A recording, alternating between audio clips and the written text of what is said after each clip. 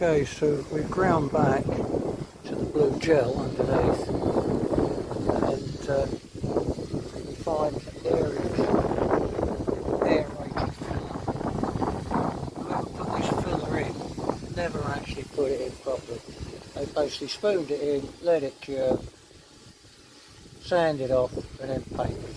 So it's pretty poor repair.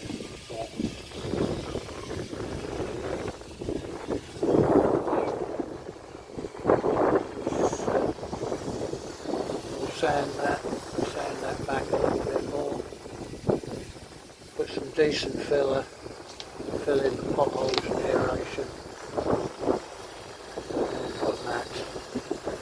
We've moved the blocks inward a bit to give us some decent area to put the mat. And what we'll do is we'll taper off the mat to the Right, so let's have a look at the other side, see what we've got on the other side. So we've got a similar, looks like similar happenings. The black marker is my mate, the GRP guy is marking what he's found. So yeah, a little bit filler. If you have a look filler.